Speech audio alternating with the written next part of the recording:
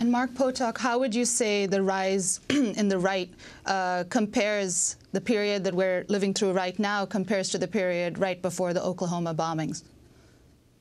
Well, I think there are a lot of similarities. I lived through that period and covered as a reporter the Oklahoma City bombing, and I remember very well the kind of general fury out there on the land directed at the federal government. In many ways, this is the sort of culmination of Republican demonizing, really, of the federal government.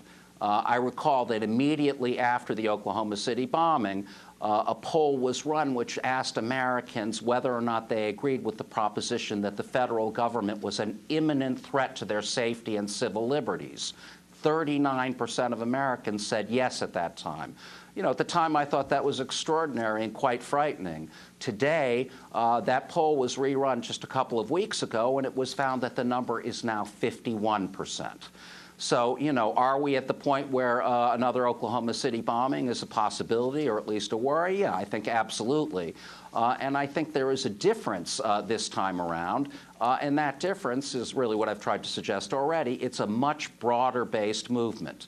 It's leaked out into the much larger political process. We see this kind of really incredible demonizing of certain groups of people going on in the Tea Parties, going on in big swaths of the Republican Party, and in other formations as well. So it's a scary time. You know, it's probably worth saying that I don't think this means the country is, you know, headed for rack and ruin and you know, we're one step away from fascism. I think we are living through a backlash, much as was seen in this country after women got the right to vote, after the slaves were freed, when Catholic immigration began to change a formerly Protestant-dominated country.